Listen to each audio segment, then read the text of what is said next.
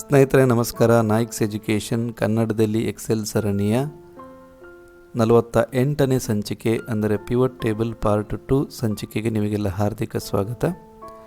ಸ್ನೇಹಿತರೆ, ಈ ಹಿಂದಿನ ಸಂಚಿಕೆಯಲ್ಲಿ ಅಂದರೆ 47ನೇ ಸಂಚಿಕೆಯಲ್ಲಿ ನಾನು ಪಿವಟ್ ಟೇಬಲ್ ಅಂದರೆ ಏನು ಅನ್ನೋದನ್ನು ಮತ್ತು ಅದನ್ನು ಎಕ್ಸೆಲ್ನಲ್ಲಿ ಹೇಗೆ ಮಾಡೋದು ಮತ್ತು ಯಾವುದಕ್ಕೆ ಯೂಸ್ ಮಾಡ್ತಾರೆ ಅನ್ನೋದನ್ನೆಲ್ಲ ಎಕ್ಸ್ಪ್ಲೈನ್ ಮಾಡಿದ್ದೆ. ಈ ಸರಣಿಯಲ್ಲಿ ಅಂದರೆ ಈ ಸಂಚಿಕೆಯಲ್ಲಿ ನಾನು ಅದರ ಮುಂದುವರಿದ ಭಾಗ ಅಂದರೆ ಅದರಲ್ಲಿ ಏನೇನು ಆಪ್ಷನ್ಸ್ಗಳಿದ್ದಾವೆ ಅನ್ನೋದನ್ನು ಎಕ್ಸ್ಪ್ಲೈನ್ ಮಾಡ್ತೀನಿ ಅಂತ ಈ ಹಿಂದಿನ ಸಂಚಿಕೆಯಲ್ಲಿ ನಾನು ಹೇಳಿದ್ದೆ. ಅದೇ ಪ್ರಕಾರ ನಾನು ಈ ಪಾರ್ಟ್ 2ಅಲ್ಲಿ ಪಿವಟ್ ಟೇಬಲ್ನ ಕೆಲವೊಂದು ಆಪ್ಷನ್ಗಳನ್ನು ಎಕ್ಸ್ಪ್ಲೈನ್ ಮಾಡ್ತಾ ಇದ್ದೀನಿ. ಬನ್ನಿ, ಏನೇನು ಆಪ್ಷನ್ಗಳು ಲಭ್ಯ ಇದೆ ಅನ್ನೋದನ್ನು ನಾವು ಇಲ್ಲಿ ನೋಡೋಣ. ಮೊದಲನೇದಾಗಿ ಪಿವಟ್ ಟೇಬಲ್ನಲ್ಲಿ ನಾನು ಈ ಹಿಂದೆ ಹೇಳಿದ ಹಾಗೆ ಇಲ್ಲೆಲ್ಲ ಪಿವಟ್ ಟೇಬಲ್ ಫೀಲ್ಡ್ಸ್ ಅಂತ ಇದೆ. ಇಲ್ಲಿ ನೀವು ವ್ಯಾಲ್ಯೂಸ್ ಫೀಲ್ಡಲ್ಲಿ ಬೈ ಡಿಫಾಲ್ಟಾಗಿ ಸಮ್ ಆಫ್ ಅಮೌಂಟ್ ಅಂತ ಕಾಣುತ್ತೆ. ಅಂದರೆ ಈಗ ಈ ಸೇಲ್ಸ್ ಆಗಿರುವಂಥ ಡೇಟಾ, ಬೇರೆ ಬೇರೆ ಪ್ರಾಡಕ್ಟ್ಗಳು ಮತ್ತು ಬೇರೆ ಬೇರೆ ರೀಜನ್ಗಳಲ್ಲಿ ಆಗಿರುವಂಥ ಸೇಲ್ಸು, ಇದು ಬೈ ಡಿಫಾಲ್ಟಾಗಿ ಸಮ್ ಅಂತ ಬರುತ್ತೆ. ಅಂದರೆ ಇದು total in terms of currency, ಅಂದರೆ ರುಪೀಸ್ ಆಗಿರ್ಬೋದು, ಡಾಲರ್ಸ್ ಆಗಿರ್ಬೋದು. ಅಂದರೆ ಟೋಟಲ್ ವ್ಯಾಲ್ಯೂ ಎಷ್ಟಾಗಿದೆ, ಇನ್ ಟರ್ಮ್ಸ್ ಆಫ್ ವ್ಯಾಲ್ಯೂ ಎಷ್ಟು ಸೇಲ್ಸ್ ಆಗಿದೆ ಅನ್ನೋದನ್ನು ಇದು ತೋರಿಸುತ್ತೆ ಬೈ ಡಿಫಾಲ್ಟಾಗಿ. ಆದರೆ ನನಗೆ ಸಮ್ ಬೇಡ, ಟೋಟಲ್ ಬೇಡ. ಅಲ್ಪೈನ್ ಸ್ಕೈಸ್ ಅಥವಾ ಫ್ಯಾಟ್ ಬೈಕ್ಸು ಎಷ್ಟು ಸೇಲ್ಸ್ ಆಗಿದೆ, ಕೌಂಟ್ ಎಷ್ಟಾಗಿದೆ ಅನ್ನೋದು ಬೇಕು ಅಂತಂದರೆ ನಾವು ಇಲ್ಲಿ ಬಂದುಬಿಟ್ಟು ಇಲ್ಲೊಂದು ಆಪ್ಷನ್ಸ್ ಇದೆ ನೋಡಿ. ಇಲ್ಲಿ ಕ್ಲಿಕ್ ಮಾಡಿದರೆ ಇಲ್ಲೊಂದಷ್ಟು ಆಪ್ಷನ್ಸ್ಗಳು ಕಾಣಿಸುತ್ತವೆ. ಇಲ್ಲಿ ವ್ಯಾಲ್ಯೂ ಫೀಲ್ಡ್ ಸೆಟ್ಟಿಂಗ್ಸ್ ಅಂತ ಒಂದು ಆಪ್ಷನ್ ಇದೆ. ಇದನ್ನು ನೀವು ಕ್ಲಿಕ್ ಮಾಡಿದರೆ ಈ ಥರ ಒಂದು ವ್ಯಾಲ್ಯೂ ಫೀಲ್ಡ್ ಸೆಟ್ಟಿಂಗ್ಸ್ ಬಾಕ್ಸ್ ಬರುತ್ತೆ. ಇಲ್ಲಿ ನಿಮಗೆ sum, count, average, max, minimum ಅನ್ನೋ ಆಪ್ಷನ್ಸ್ ಕಾಣಿಸುತ್ತೆ. ಇದೇ ಆಪ್ಷನ್ ಪಿವಟ್ ಟೇಬಲ್ ಅನಾಲಿಸಿಸ್ ಅನ್ನುವಂಥ ಆಪ್ಷನಲ್ಲಿ ಕೂಡ ಲಭ್ಯ ಇದೆ. ಪಿವಟ್ ಟೇಬಲ್ ಅನಾಲಿಸಿಸಲ್ಲಿ ಆ್ಯಕ್ಟಿವ್ ಫೀಲ್ಡ್ ಅಂತ ಎರಡನೇ ಆಪ್ಷನ್ಸ್ ಬಂದುಬಿಟ್ಟು ಅಲ್ಲಿದೆ. ಅಲ್ಲಿ ಫೀಲ್ಡ್ ಸೆಟ್ಟಿಂಗ್ಸ್ ಅಂತ ಇದೆ ನೋಡಿ. ಅದೇ ಬಾಕ್ಸು ಮತ್ತೊಮ್ಮೆ ಬಂದಿದೆ. ಇಲ್ಲಿ ಸಮ್, ಕೌಂಟು, ಈಗ ನಾನು ಅದನ್ನು ಕೌಂಟ್ ಅಂತ ಮಾಡ್ಕೊತೀನಿ. ಕೌಂಟ್ ಮತ್ಬಿಟ್ಟು ಓಕೆ ಕೊಡಿ. ಇಲ್ಲಿ ನೋಡಿ, ನಂಬರ್ ಈಗ ವ್ಯಾಲ್ಯೂಸ್ ಹೋಗಿ ಕೌಂಟ್ ಆಗಿ. ಅಂದರೆ ಈಸ್ಟ್ ರೀಜನಲ್ಲಿ ಆಲ್ಪೈನ್ ಸ್ಕೈಸ್ ಅನ್ನೋ ಪ್ರಾಡಕ್ಟು 277 ಸೇಲ್ಸ್ ಆಗಿದೆ. ಅದೇ ಥರ ನಾರ್ತ್ ರೀಜನಲ್ಲಿ ನಾರ್ಡಿಕ್ ಸ್ಕೈಸ್ ಅನ್ನೋಂಥ ಪ್ರಾಡಕ್ಟು 281 ಸೇಲ್ ಆಗಿದೆ. ಸೊ ಇದು ಕೌಂಟು ಬಂದುಬಿಟ್ಟು. ಅದೇ ಥರ ನಿಮಗೆ ಕೌಂಟ್ ಬೇಡ, ಎವ್ರೇಜ್ ಬೇಕು ಅಂತಂದರೆ ಈ ಥರ ಎವ್ರೇಜ್ ಮಾಡ್ಕೋಬೋದು. ಸೊ ಎವ್ರೇಜ್ ಪ್ರಾಡಕ್ಟ್ ಬಂದುಬಿಟ್ಟು ಇಷ್ಟು ಡೇಟಾದಲ್ಲಿರುವಂಥ ಎವ್ರೇಜ್ ಪ್ರಾಡಕ್ಟ್ 298.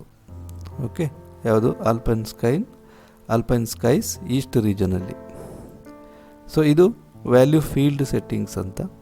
ನಿಮಗೆ ಯಾವುದು ವ್ಯಾಲ್ಯೂ ಯಾವ ಟೈಪಲ್ಲಿ ಬೇಕು ಅದನ್ನು, ಈ ಸಮ್ ಬೇಕು ಅಥವಾ ಎವ್ರೇಜ್ ಬೇಕು ಅಥವಾ ಕೌಂಟ್ ಬೇಕು ಅನ್ನುವಂಥದ್ದನ್ನು ಸೆಟ್ ಮಾಡ್ಕೋಬೋದು. ಇನ್ನಷ್ಟು ಕೆಲವು ಆಪ್ಷನ್ಸ್ಗಳಿದ್ದಾವೆ. Max, minimum, product, count numbers, standard deviation ಮತ್ತು ವೇರಿಯನ್ಸ್, ಎಷ್ಟು ಆಪ್ಷನ್ಸ್ಗಳು ಇಲ್ಲಿ ಲಭ್ಯ ಇದ್ದಾವೆ. ಓಕೆ, ಆಮೇಲೆ ನಿಮಗೆ ಇನ್ನಷ್ಟು ಕೆಲವೊಂದು ಕ್ಯಾಲ್ಕುಲೇಷನ್ಸನ್ನು ಇಲ್ಲಿ ಮಾಡಿ ತೋರಿಸ್ಕೋಬೋದು.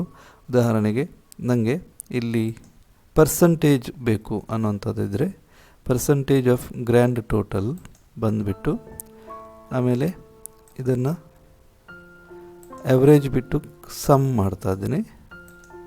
ಸೊ ಸಮ್ ಮತ್ತು percentage of grand total okay ಕೊಟ್ಟರೆ ಇಲ್ಲಿ ನೋಡಿ, ಇದು ಆಲ್ಪೈನ್ ಸ್ಕೈಸ್ ಪ್ರಾಡಕ್ಟು ಈಸ್ಟ್ ರೀಜನ್ನಲ್ಲಿ ಟೋಟಲ್ ಸೇಲ್ಸ್ನ 3 ಪಾಯಿಂಟ್, ಅಂದರೆ ಗ್ರ್ಯಾಂಡ್ ಟೋಟಲ್ ಅಂತ ಇಲ್ಲಿದೆ.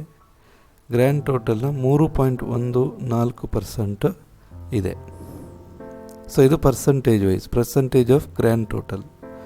ಓಕೆ, ಸೊ ಇದು ವ್ಯಾಲ್ಯೂ ಫೀಲ್ಡ್ ಸೆಟ್ಟಿಂಗ್ಸ್. ಇದು ನೆಕ್ಸ್ಟ್ ಬಂದುಬಿಟ್ಟು ನಾನು ಇದನ್ನೇನು ಚೇಂಜ್ ಮಾಡಲ್ಲ, ಇದನ್ನು ನೋ ಕ್ಯಾಲ್ಕುಲೇಷನ್ ಅಂತ ಹಾಗೆ ಇಟ್ಕೊಳ್ತೀನಿ. ಓಕೆ, ಈಗ ಇದು ಡೆಸಿಮಲ್ ಪಾಯಿಂಟ್ಸ್ 2 ಜಾಸ್ತಿ ಆಯಿತು, ಅದನ್ನು ಕಡಿಮೆ ಮಾಡ್ಕೋಬೋದು.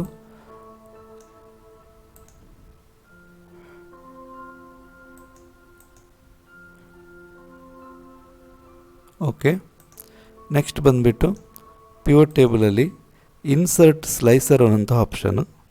ಸ್ಲೈಸರ್ ಅಂದರೆ ಅದೊಂಥರ ಫಿಲ್ಟರ್ ಹಾಕುವಂಥದ್ದು. ನಾನು ಈ ಹಿಂದಿನ ಒಂದು ವಿಡಿಯೋದಲ್ಲಿ ಎಕ್ಸೆಲ್ನಲ್ಲಿ ಸ್ಲೈಸರ್ ಹಾಕೋದು ಯಾಕೆ ಮತ್ತು ಹೇಗೆ ಅನ್ನೋದನ್ನು ಎಕ್ಸ್ಪ್ಲೇನ್ ಮಾಡಿದ್ದೆ. ನೀವು ಅದನ್ನು ನೋಡ್ಕೋಬೋದು. ಈಗ ಇಲ್ಲೊಂದು ಸ್ಲೈಸರ್ ನಾನು ಇನ್ಸರ್ಟ್ ಮಾಡ್ತಾಯಿದ್ದೀನಿ, ಇನ್ಸರ್ಟ್ ಸ್ಲೈಸರ್. ಸೊ ಇಲ್ಲಿ ಎಷ್ಟು ಕಾಲಮ್ಸ್ಗಳಿದ್ದಾವೆ ಅಷ್ಟಕ್ಕೆ ಸ್ಲೈಸರ್ ಬರ್ತಾಯಿದೆ. ನಮಗೆ ಇಲ್ಲಿ ಅಮೌಂಟ್ ಮತ್ತು ಸೇಲ್ಸ್ ಡೇಟಿಗೆ ಸ್ಲೈಸರ್ ಅಷ್ಟು ಸೂಟೇಬಲ್ ಅಲ್ಲ, ಬಟ್ ಕ್ಯಾಟಗರಿ ಮತ್ತು ರೀಜನ್ಸಿಗೆ ಸ್ಲೈಸರನ್ನು ಹಾಕ್ಬೋದು. ಸೊ ಇಲ್ಲಿ ಇದು ಸ್ಲೈಸರ್, ಇದು ನಿಮಗೆ ಎಲ್ಲಿ ಬೇಕೋ ಅಲ್ಲಿ ಇಟ್ಕೋಬೋದು. ಮತ್ತು ಎಷ್ಟು ದೊಡ್ಡದು ಬೇಕೋ ಅಷ್ಟು ದೊಡ್ಡದನ್ನು ದೊಡ್ಡದು ಚಿಕ್ಕದು ಮಾಡ್ಕೋಬೋದು, ಎಕ್ಸ್ಪಾಂಡ್ ಕಾಂಟ್ರಾಸ್ಟ್ ಮಾಡ್ಕೋಬೋದು ಈ ಥರ. ಇದೀಗ ಇಲ್ಲಿ ಎಲ್ಲ ಬ್ಲೂ ಬಾಕ್ಸ್ಗಳು, ಅಂದರೆ ಎಲ್ಲ ಬಾಕ್ಸ್ಗಳು, ಎಲ್ಲ ಆಪ್ಷನ್ಸ್ಗಳು ಬ್ಲೂ ಕಲರಲ್ಲಿ ಹೈಲೈಟ್ ಆಗಿದ್ದಾವೆ ಎರಡೂ ಸ್ಲೈಸರ್ಗಳಲ್ಲಿ. ಅಂದರೆ ಯಾವುದೇ ಫಿಲ್ಟರ್ ಅಪ್ಲೈ ಆಗಿಲ್ಲ ಅಂತ ಅರ್ಥ. ಇಲ್ಲಿ ನಾನು ಈಸ್ಟನ್ನು ಮಾತ್ರ ಕ್ಲಿಕ್ ಮಾಡಿದರೆ ಇಲ್ಲಿ ನೋಡಿ, ಈಸ್ಟಲ್ಲಿರುವಂಥ ಎಲ್ಲ ಪ್ರಾಡಕ್ಟ್ಗಳ ಸಮ್ ಇಲ್ಲಿ ಸಿಗ್ತಾಯಿದೆ, ಬರೀ ಈಸ್ಟ್.